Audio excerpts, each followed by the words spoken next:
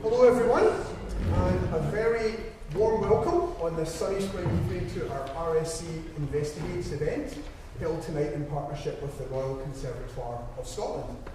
So my name is Martin Hendry, and I'm delighted to be chairing tonight's discussion as RSE Vice President for Public Engagement. The Royal Society of Edinburgh is Scotland's national academy, a fellowship drawn from across the academic community, business and public service, who are among the most distinguished experts and practitioners in their fields, working together for the benefit of Scotland and the wider world. And a key part of the Society's mission is to deliver creative, thought-provoking and high-quality public engagement activities to audiences throughout Scotland and beyond. We engage and connect nationally and internationally to share knowledge and to tackle the most pressing challenges and interesting questions that face our modern world, and in so doing, to inspire the next generation of innovative thinkers. And what better way to showcase that inspiration than through our latest RSE Investigates series that is taking a deep dive into the past, present and future of language. It's covering diverse topics that range from the impact of AI for language translation and a celebration of International Mother Language Day through to tonight's subject, which is going to explore the language of music as a powerful interconnector of people, spaces and time. Tonight's theme resonates strongly with me personally in several ways, not just as RSE Vice President, but as a former member of the RSE Chorus, and indeed through my own academic discipline. As an astrophysics professor at the University of Glasgow, I use the same mathematics that underpins the language of music to detect and characterise gravitational wave signals from colliding black holes billions of light years away. But don't panic, we're not going to hear any. But interestingly, astrophysicists have also speculated that music could be a key element in how we search for and maybe even communicate with extraterrestrial intelligence. That's an idea that's been a favourite theme of science fiction through the years, from Close Encounters of the Third Kind to the latest sci-fi blockbuster Project Hail Mary. But before I get too carried away by the music of the cosmos, I'm sure our event tonight can keep our feet firmly on the ground as we explore the power of music to draw people together here on Earth in a shared emotional experience that enhances our ability to tell one another stories, transcending the boundaries of nations and cultures. So I'm delighted to be joined by Professor Jeff Sharkey, renowned pianist and composer and principal of the RCS, who will shortly begin our exploration with his own welcome and some opening thoughts on music as a, or perhaps the, universal language. Jeff will then lead us through two short performance elements as we delve deeper into the topic, in collaboration with two of the Conservatoire's master students. We have Ruairidh, an award-winning Gaelic singer hailing from South Uist, and Sophie Bysouth, who is currently studying in the Master's Vocal Performance Programme under the tutelage of Wilma McDougall. We will then round off the event with a panel discussion where we'll be joined by Elizabeth McCormack, who's lecturer in vocal performance at the RCS and a passionate advocate for teaching and developing young singers to become well-rounded performers. So without further ado, let me pass the baton, so to speak, to Professor Jeff Sharkey, Principal of the Royal Conservatoire.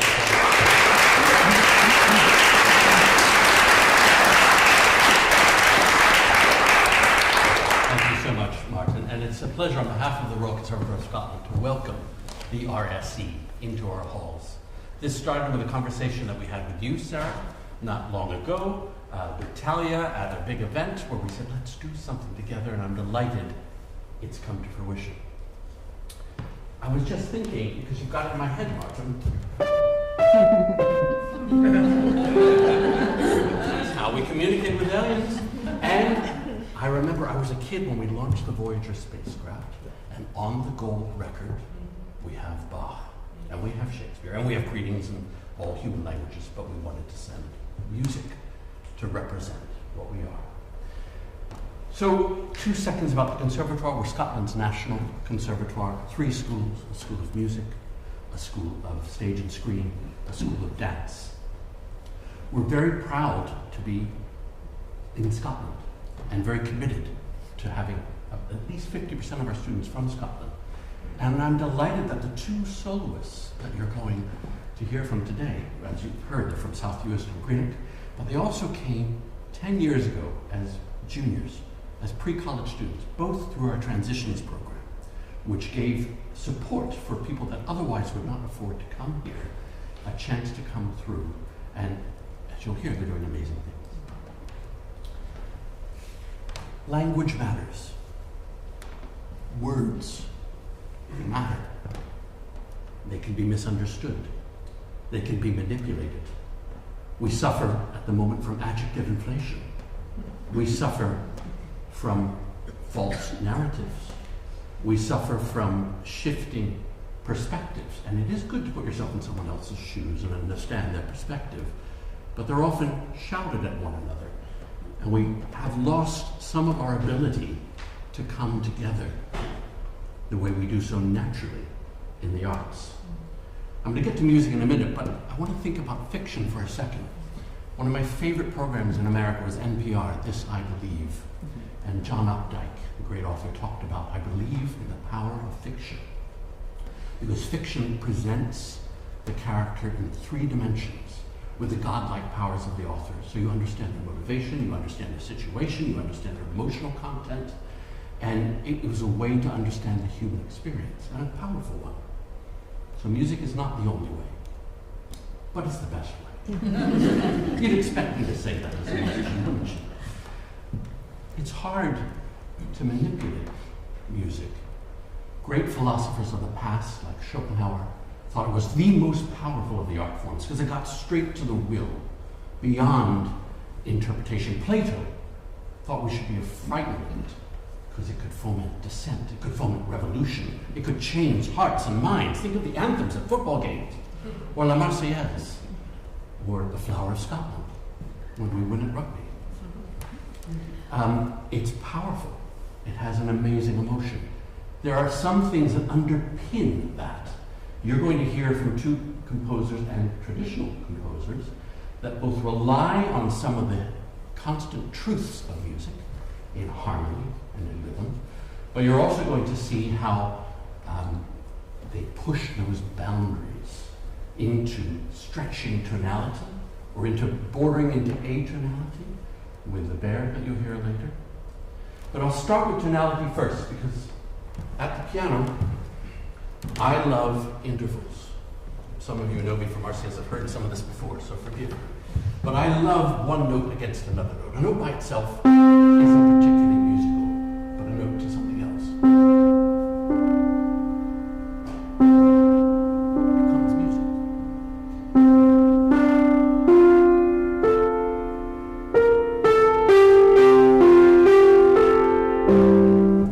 And part of this is based on the overtone series. So we are getting into a bit of a physics. I'm doing this for Martin, really. I wish you feel at home with us. But every note has a fundamental pitch at the bottom. It has an octave as the first overtone. It has a fifth that's next. That fifth is really powerful. It's so powerful that we circle it in harmony papers because it pulls you into someone else's key. And if you hear that fifth, it will begin to sound like music from another land. But in Baroque music, we sought to avoid it. It was too powerful an interval. And then you add the thirds on top.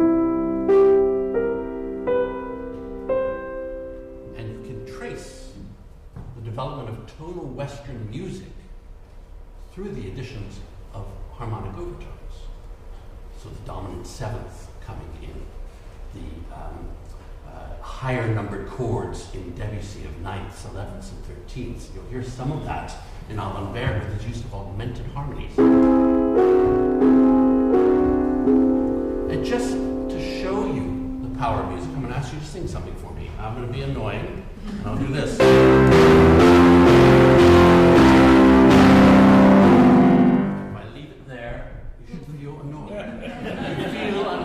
This is not a happy place to be, is it? Sing what you want to hear. Of course. You're all admitted into the conservatoire. It's that strong pull of the tonic to the dominant. And so much music from the first prelude of Bach.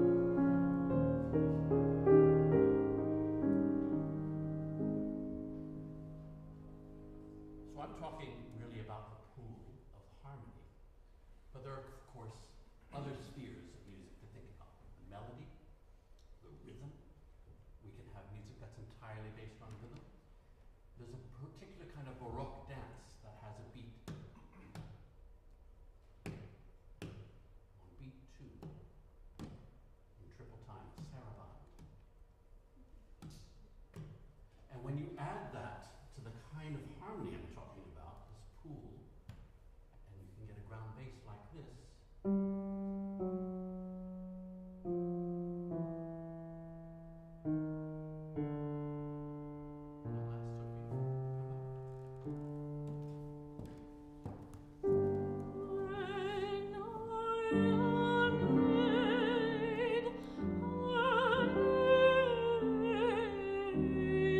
Sophie.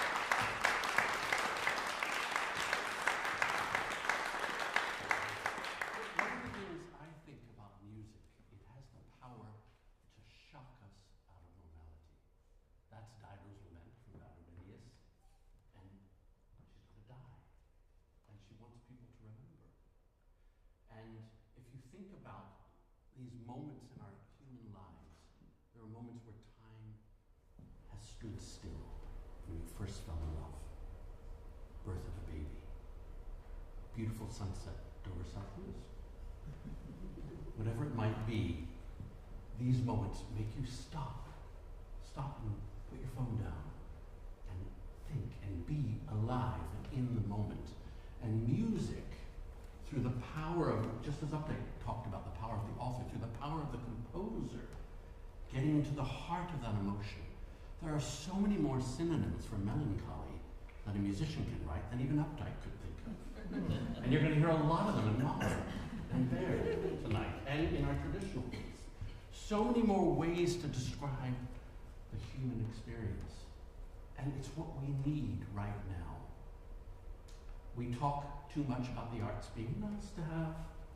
If you've got leisure time, if you've got money, if everything else is good, let's have the arts.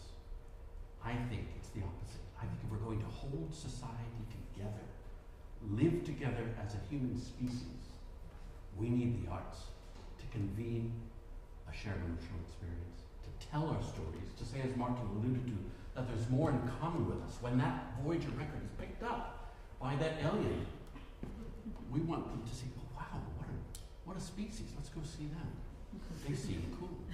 And the arts do that. They're not just nice to have. So I'm going to introduce Ruairidh, who came to us 10 years ago, almost to the week. Last Thursday.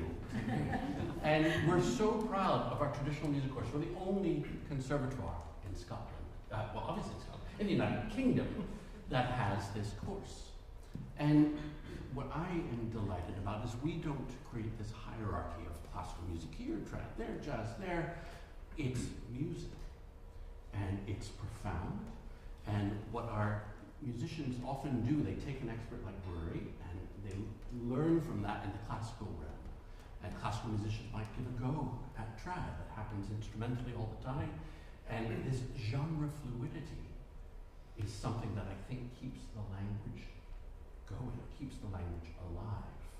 And the cross currents. I remember the Danish quartet were in residence here, and they played something, and they said, how many of you think that's Scottish? And of course, we all raised our hand. They said, well, we think it's Danish.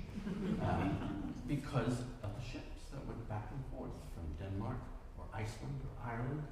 And this song that we're going to start with, if Ruairidh comes up now, I was delighted to introduce to Ruairidh, because I grew up knowing this from Appalachia. Black is the color of my true love's hair. And I didn't realize till I got here, and there's a verse about the River Clyde, but actually it's a Glaswegian song that made it over to the mountains of America.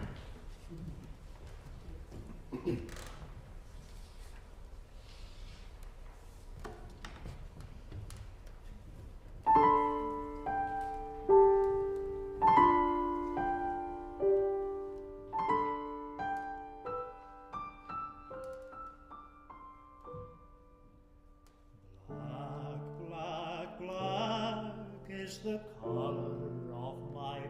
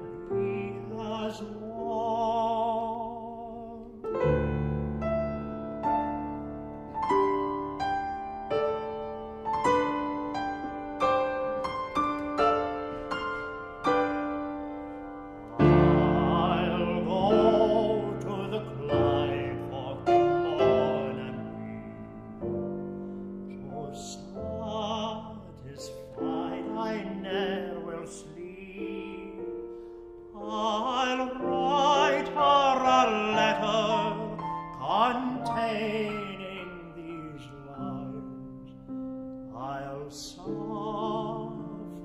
death 10,000 times.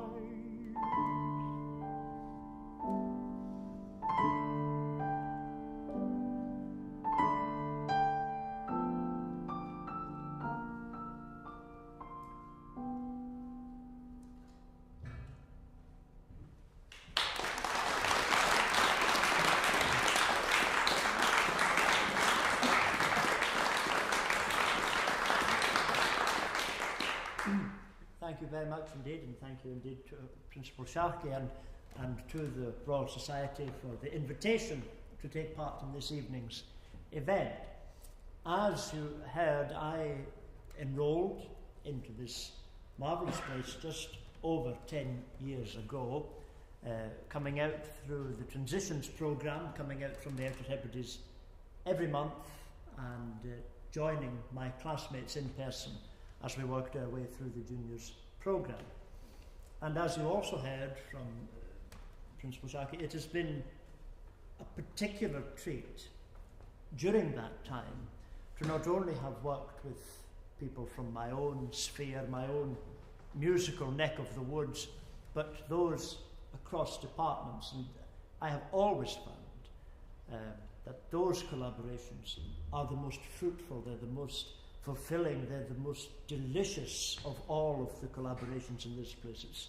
It really is wonderful. And I would like to perform for you a second song this evening, and drawing on what was said just a moment ago, that it is, we tend to find, and particularly in the history of Gaelic-speaking Scotland, when we were at our absolute lowest, when things seemed particularly bleak, when things seemed as though they really couldn't carry on, we found through our songs, which had mainly been driven underground after the Battle of Culloden in 1746, after the language had been outlawed and the bagpipes declared an instrument of war, the wearing of tartan made completely illegal.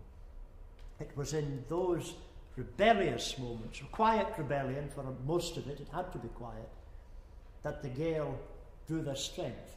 And I'm going to perform for you a song composed by a very wonderful bard called Ruairidh Stewart, John Stewart, red-haired John. And this was composed in the immediate aftermath of the Battle of Culloden, and I'm talking not the following week or the following month or the following year, I'm talking about moments after this battle had been decided. And he strolled across the battlefield. They were probably still fighting on the far end. I don't know how many of you have been to Culloden, but the battle sort of gradually moved its way north on the field, and he was walking across the battlefield and he saw what had happened, and he realised in that moment that this was really it. It was make or it was break, and it was in that moment that the Gael had to decide what they were going to do next, and it was the music, it was the art which ensured the survival, because it told the stories and it gave great hope. And people like Ruairidh Stewart, we have to thank very much for that. It's called Okur Mohus Wolach. Great is the measure of my sorrow. And so I shall perform it for you now. Okur Mohus Wolach Midi Kunyaku Natten Heath. Ripilaches to Sorenyer Maitchen Homal Voyage. Ornis Watches Chukuya Man Rakver Yohako Nyekegoin. Beshit Sava Hornes Skevak Chinya Mokedit Runyo Kamoin. Mach cher rog boyach vi favine creatures and beers. Beshit di june caro, anything sebel like bushes. Rima says John let couldn't rioch ke shav haidi.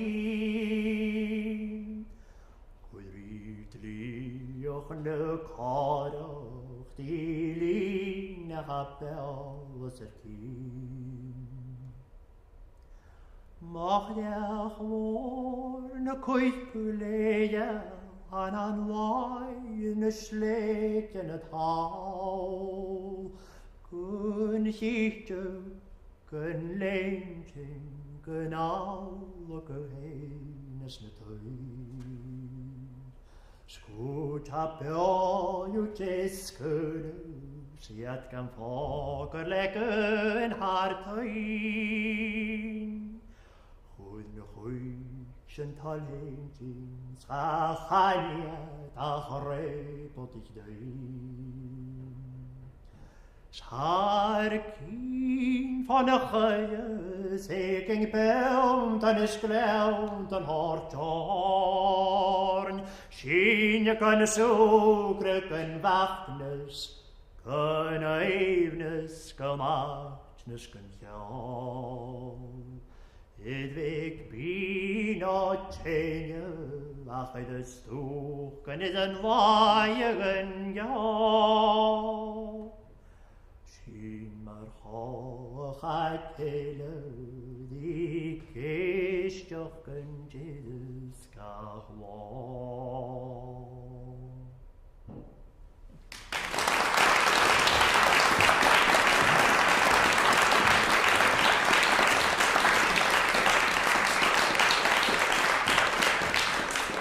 Now, if I could invite Elizabeth McCormack to come up and talk about what Sophie and I are going to perform.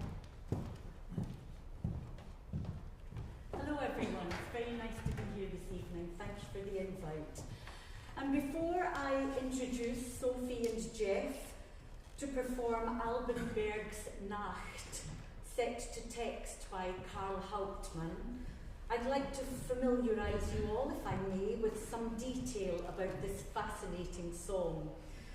But from a singer's perspective, explaining how we would approach the study of music and text in the hope of creating the atmosphere, imagery and commentary that Berg and Hauptmann, in this instance, were trying to convey. You will also hear Mahler's O Mitternacht from his Rückert-Lieder tonight, which Sophie and Jeff are performing as a comparison and contrast to the Berg song. Now, a singer would generally study a lied, or German art song, through a multi-layered process, blending vocal technique, of course, with language study and artistic interpretation. A singer will produce their voice very differently than how they would sing operatic repertoire. Here, they explore vocal colours that are appropriate to a more intimate setting. It should also be noted that the performance of Lieder is very specifically a partnership between singer and pianist who would prepare closely as an ensemble to approach their storytelling. Nacht is the first song from Alban Berg's 7 early songs, or 7 frühe Lieder, which were dedicated to his wife Helena. This song sits between two worlds, just at the edge of 20th century atonality, but growing out of the great tradition of German romantic Lieder, resonating with the music of Brahms, Mahler, Strauss and Debussy, while also moving into this new harmonic dreamscape. Berg composed these songs between 1905 and 1908, during the time he was a student of Arnold Schoenberg. He orchestrated and finally published the collection in 1928. By that time, he was immersed in the 12-tone rose that we associate with the Second Viennese School, of which he was a member along with Schoenberg and Weber. Nacht is structured around Karl Hauptmann's poem with the use of whole tone scales and lush romantic harmonies to help evoke a mystical, hazy and nocturnal setting. This poem describes night as a powerful, personified force that creeps out of the forest, stealing colour, stealing details, and stealing serenity from the landscape. There is a repeated warning, "Oh, gib acht," or beware, which reminds the listener that this beautiful silent night is also a stealing force that can take things away. And Berg uses changes in melodic shift to create the tension and fear. Berg mentioned in a letter to Schoenberg that his songs meant more to him than they were really worth. However, Berg is selling himself short here, as these songs are really testament to his distinctive musical writing, and in addition to Schoenberg's influence, they should most definitely also be compared to the nostalgia of Mahler in their intense use of expression. It's definitely interesting to compare Gustav Mahler's O Mitternacht from his Rückert-Lieder and Alban Berg's Nacht, as they reveal the fascinating shift within a period of only 4 or 5 years that took place in musical expressionism between the late Romantic era and the early Second Viennese School. While both songs explore the atmosphere of night, Mahler's work, written in 1901, focuses on a dramatic journey of existential struggle, whereas Berg offers us a lush and almost impressionistic moment of atmospheric emotion. Berg and Mahler are a natural combination. Now, Mahler had suffered a near-fatal hemorrhage in early 1901, which resulted in a 7-week long recuperation at his lakeside villa, and it was here that he wrote the Rückert songs. The serenity of his surroundings, as well as the emotional after effects of his serious illness, exerted a considerable influence on his writing, seen most in O Mitternacht. This song is profound, serious, full of dark existential dread and ultimate trust in God. It follows a psychological journey from fear and loneliness to a triumphant climax of hope and resignation. Now, this requires a dramatic and intense delivery. So now, I'd like to ask Sophie and Jeff to perform a few examples of Mahler's and Berg's songs of the night. First of all, here in O Mitternacht, Mahler takes us through the narrator's torment with a winding musical path of emotions. He explores this by using a steady pulse, but with bars of different lengths.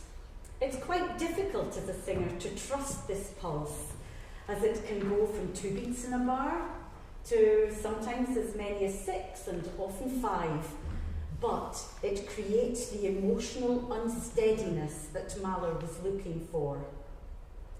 Sophie and Jeff show us now the turmoil of emotion here. The translation is, "At midnight, I fought the battle, O mankind, of your afflictions. I could not gain victory by my own strength at midnight."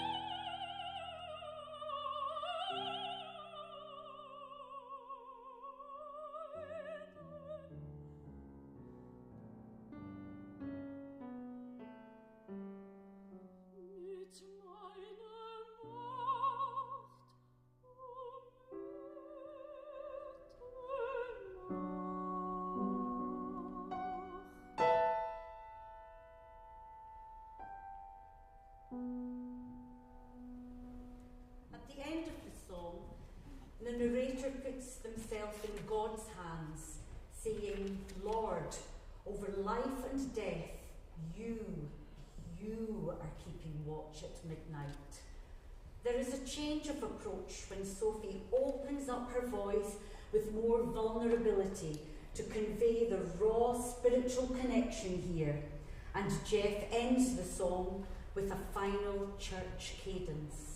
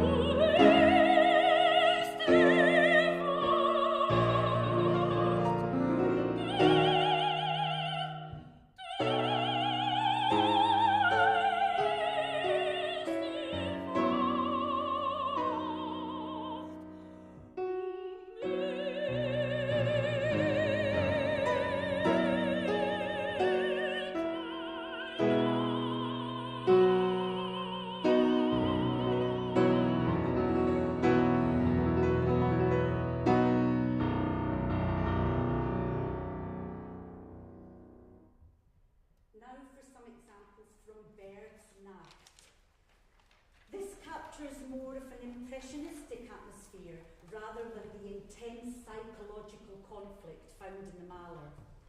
For Berg, night evokes more foreboding thoughts and philosophical questions concerning death and existence. Alone at night, the state of mind is frightening, while at other times it feels safe and calm. This is sung with warmth and tenderness, and prioritises the harmonic journey, which requires detailed accuracy, to create emotional instability rather than the time changes as in the Mahler. Notice how Sophie uses a distinctly different colour for the atonal sections of Nacht.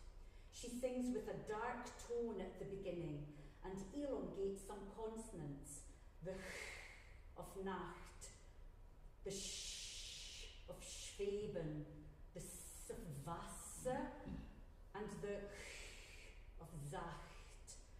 This creates a less sustained line than she uses in the tonal sections of the song. The overall effect is a mysterious, atmospheric opening.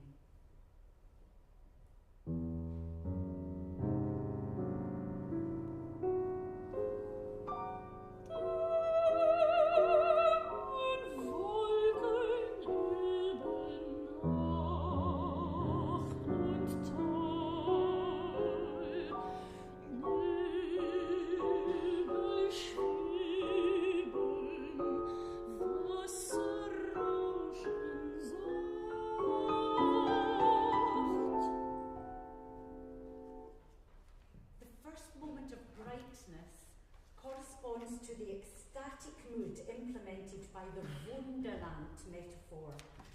Weites Wunderland ist aufgetan. A vast wonderland is opened.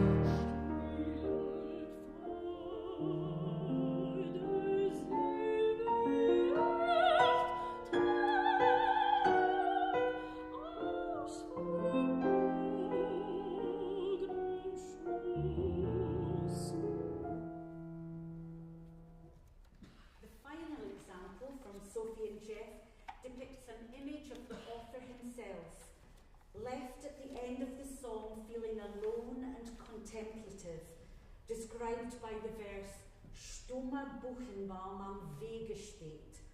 A silent beech tree stands by the path, shadow black.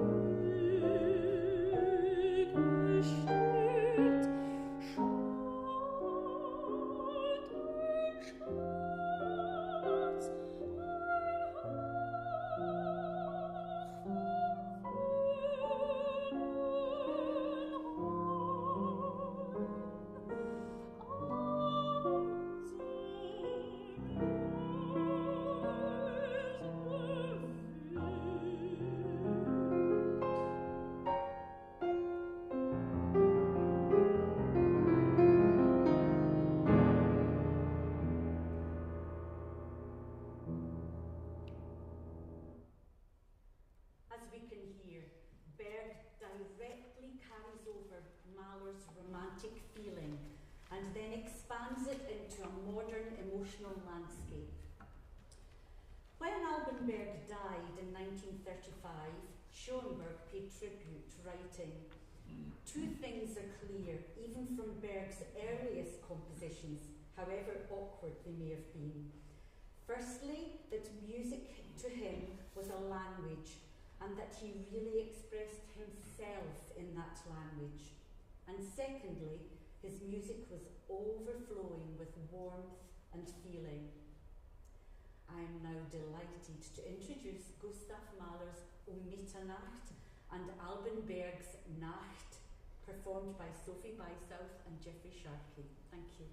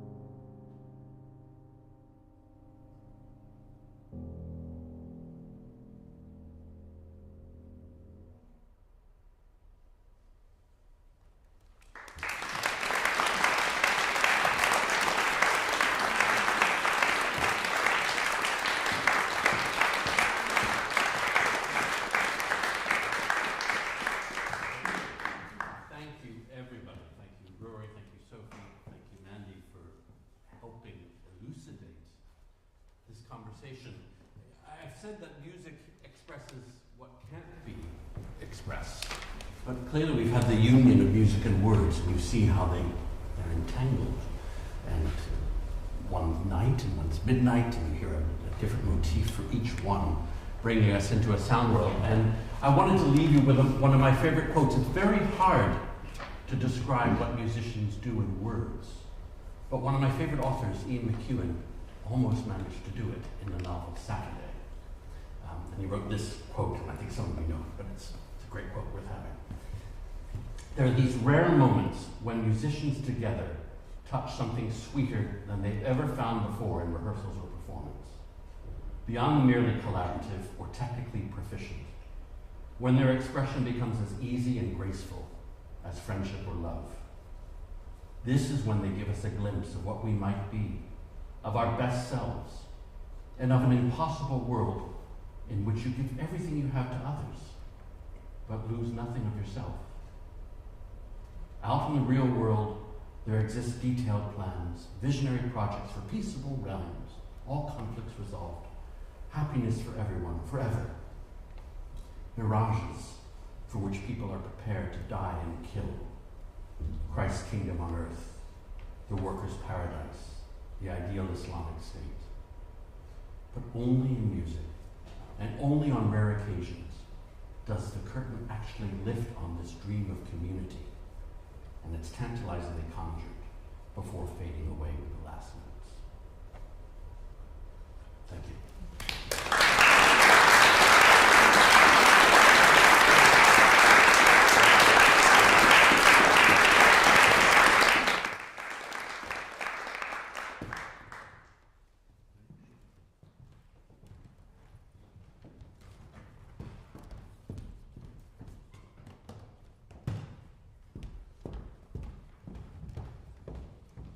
So much to Jeff and Elizabeth, and especially to Ruairidh and Sophie for guiding us, as Jeff put it so nicely, elucidating this journey through music as a universal language.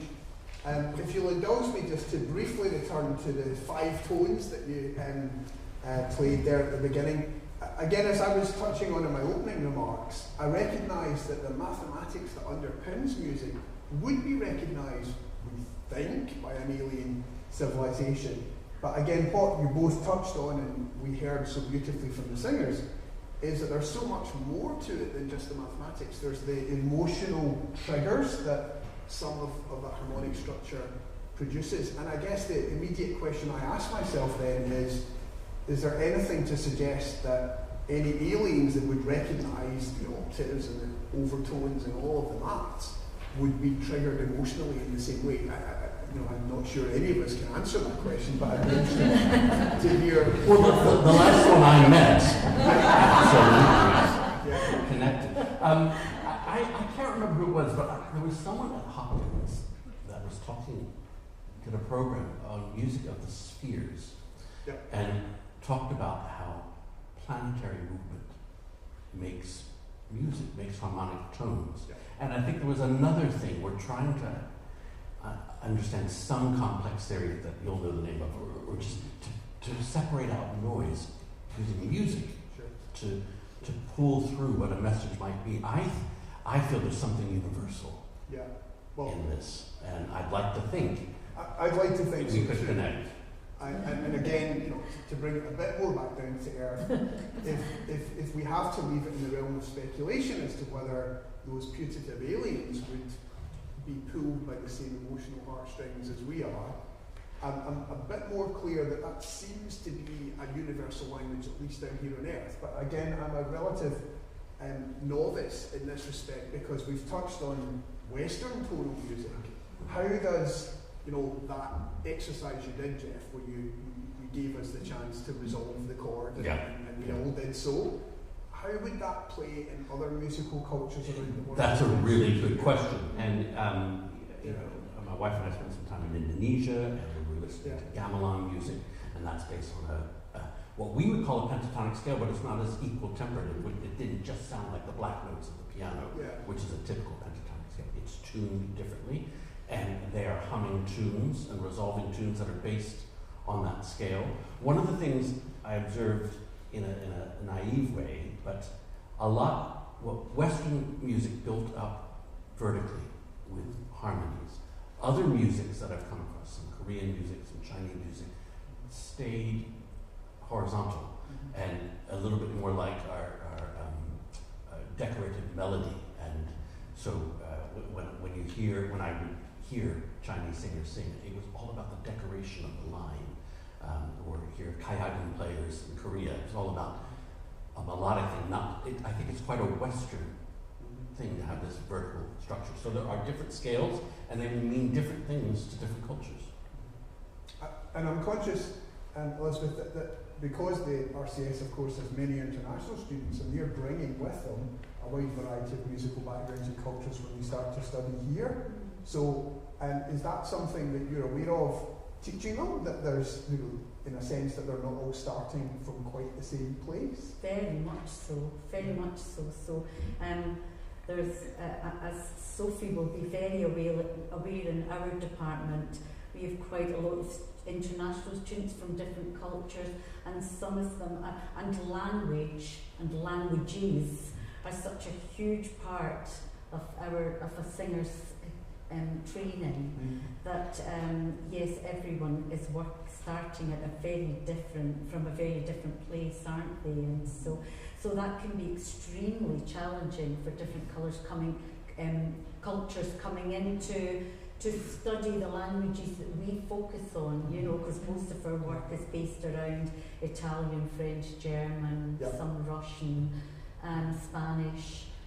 So yes, for Chinese students, for example, it can be quite a challenge for them, but it's very rewarding when when we see how it, and ultimately it's all based on emotion. I mean, we talk about overtones and creating overtones and harmonics a lot in singing training, and most of the work that we do is based on using different emotions to create the harmonics in our voices. So it's something that we spend a lot of time talking about in lessons.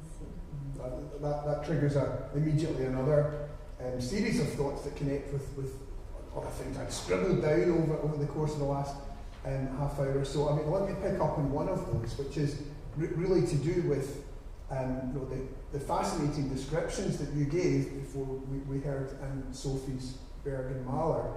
And I was thinking about that. The fact that, first of all, the music can be experienced on its own terms, either without understanding the words. My German isn't really good enough to just follow it in real time. The translations were very helpful. But there's more than that, I suppose. What your descriptions helped to give paint a picture of was the kind of cultural context in which the music was created. And it's often struck me as an interesting question as to whether it's better or at the very least different to experience the music without that knowledge and then with that knowledge. And is there an advantage in just going at it cold without an appreciation of the context, or is that? And I guess people maybe think about this a little in terms of the visual arts as well. You can appreciate a beautiful painting without understanding anything about the technique or the cultural context in which it was produced. So, did you have a view on that? From my personal perspective, I often would say to classes of singers or to my own students, there is no right and wrong with an interpretation of a song as there is with a piece of visual art, as you say. You know that we all have to find our own story, and that then makes the song personal to us. So yes, so going back to your what you said previously, I think that without having any knowledge of background, I think that happens a lot at the stage of training that we're working with in the conservatoire, where we will often encourage our singers to practice their vocal technique and the vocal line of a piece of music on a vowel. Yeah. So they're not considering the emotion in the text, Yeah. but they're finding emotion from the shape of the vocal line. Yeah. And so we would often say, why do you think Mahler has written the shape of the vocal line like this? What is he trying to say without using the text? And that's when we find the relevant vocal colours that can connect with, you know, what's happening underneath. But then I think the next stage would always be go away, do your research, learn about the background of the story, learn why Mahler has set his music to this text, understand a little bit about his life story and what was happening in his life or in Hauptmann's life when they were writing this. So we would always encourage the students to, you know, to study the background and the text and then bring it back. Yeah, totally right. What I'd add from the audience perspective, you absolutely do not need to be an expert in classical music to enjoy it. That's one of the challenges we classical musicians have had. Are you, please don't be on between movements. Are you ready? Don't bring your children. Can you be quiet? And we shot ourselves in the foot. It is a broad church. It's for everyone.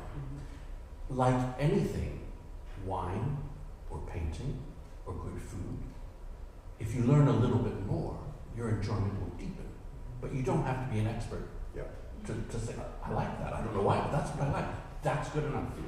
That's great. Strongly endorse that, and I sneaked in a passing reference to gravitational waves and I promised I wouldn't do too much of that. But again, you know, that's exactly what in the public engagement I've done in my field have sought to sort of mitigate and ultimately overcome, which is the preconception people have that they're not going to understand this. Yes.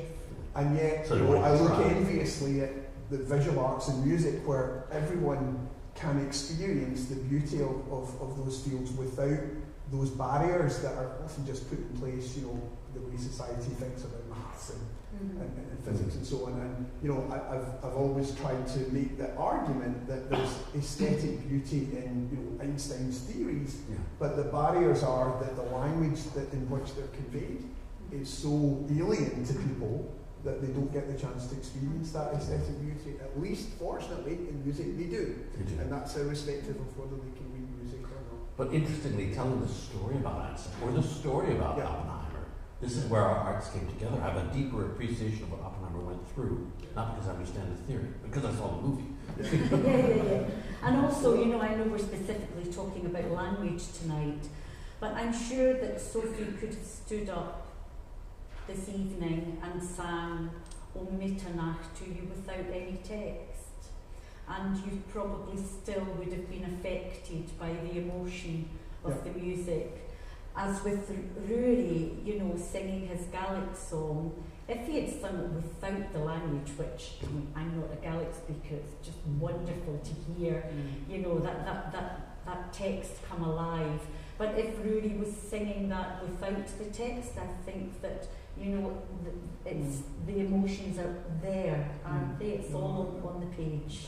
Absolutely, and I like very much what you said about the approach with teaching your students to approach it, you know, in multiple layers and levels and dimensions. That firstly to consider just the, you know, the musical structure, but then also the language and the spoken language, the text, and the broader context. And I guess, I mean, I'm sure we were all struck by and heartened by, you know, what you'd alluded to, Jeff, about the ability of music.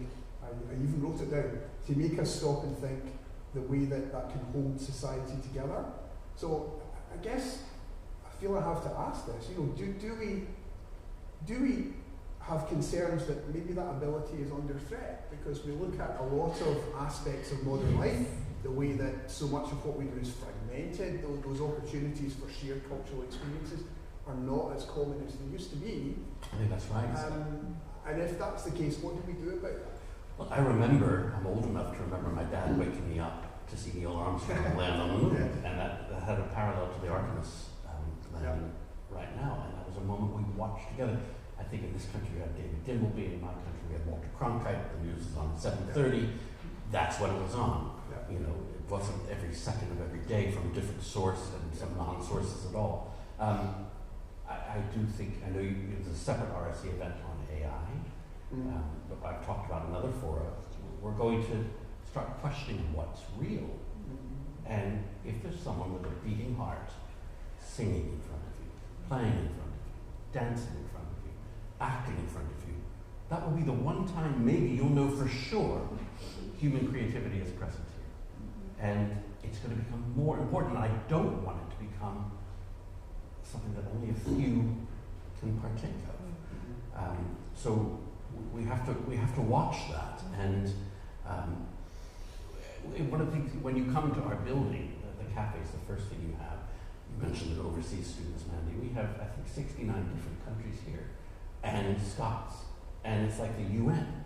And they're speaking different language. They're speaking British Sign Language. They're in pink splattered trousers because they're doing scenic arts, or they're singing, or they're doing set construction, they're acting in a Shakespeare play. It's a beautiful, to paraphrase Ian McEwan, it's a beautiful conjuring of the world as it ought to be, because they're here together to celebrate the human spirit and tell the human condition through their stories, through their different media. And really everyone, I mean, James McAvoy is famous for saying everyone should learn to act, because life is acting. You fake it. I don't know how to be principal, I may be now.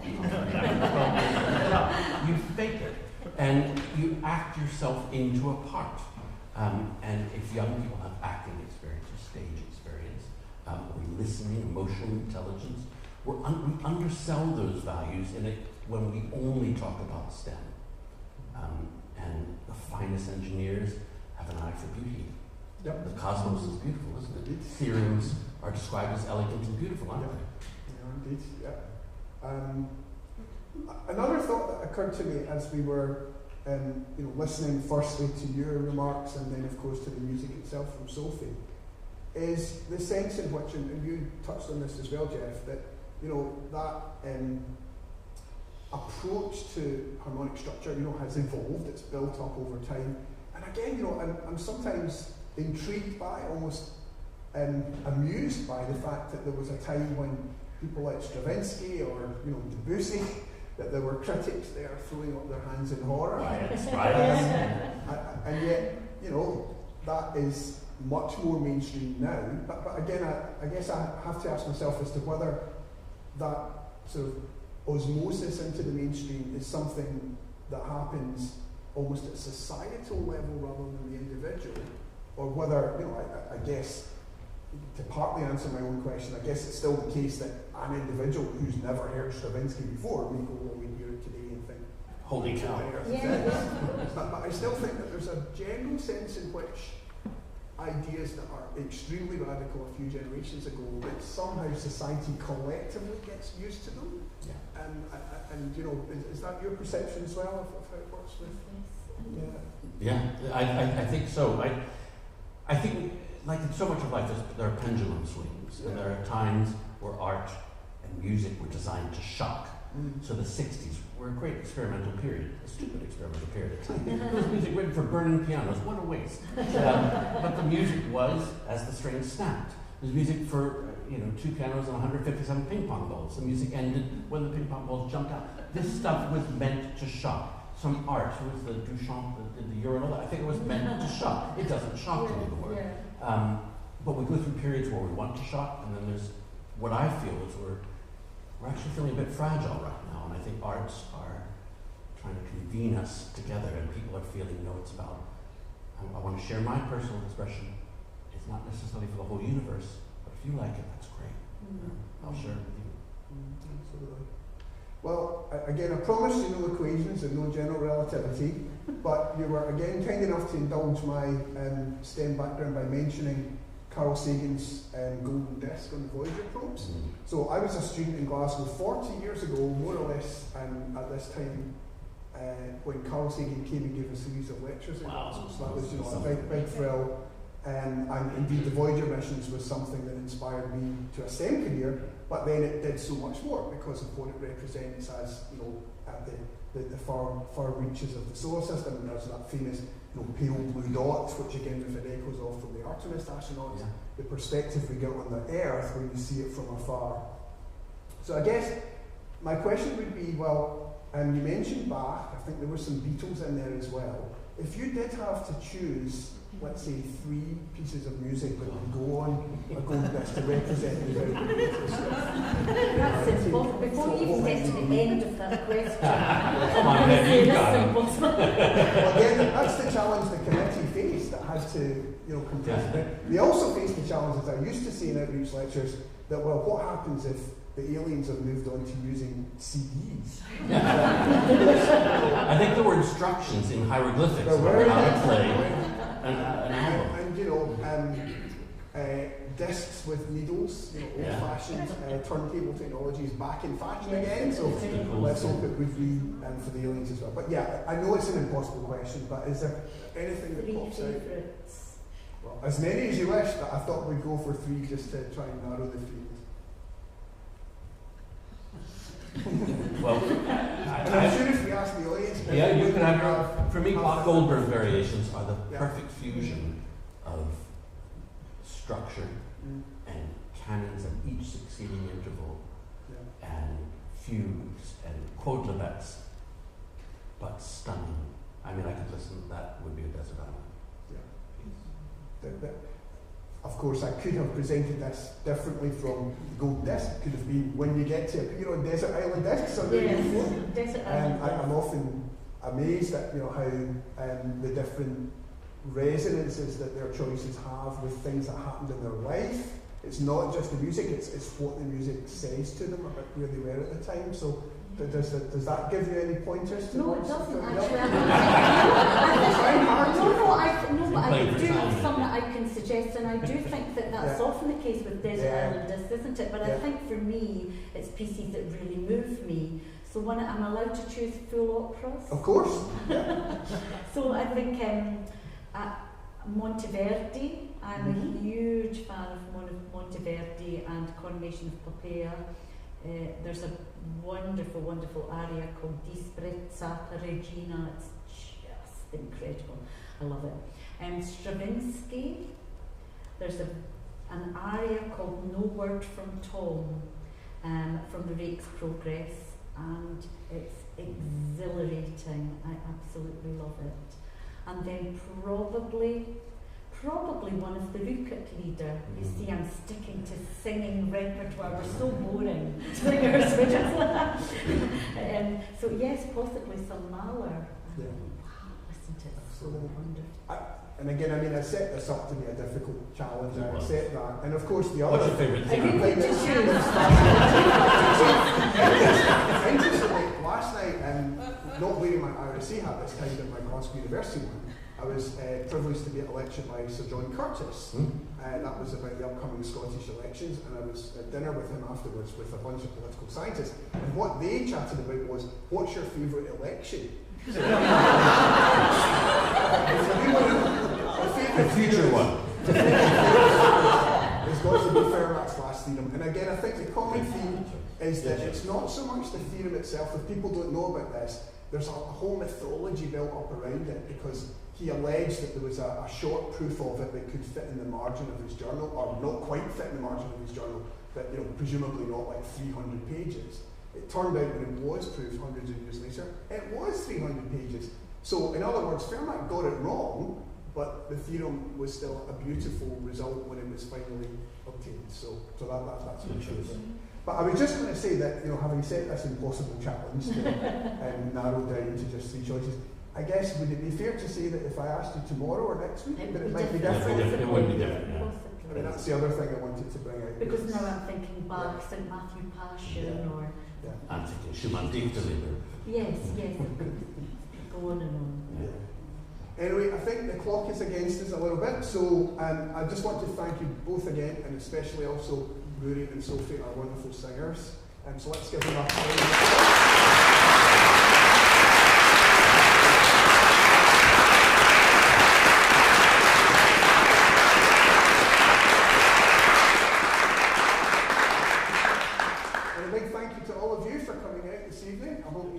this event. Jeff briefly mentioned the upcoming AI event. That's on storytelling in the age of AI. It takes place on Thursday the 13th of April, and it's hybrid, so you can follow online just as we did this tonight. So again, a big thank you to everyone that's been following us online tonight. And please do look out for more events like this in the future. And thank you very much for hosting us here at the RCS.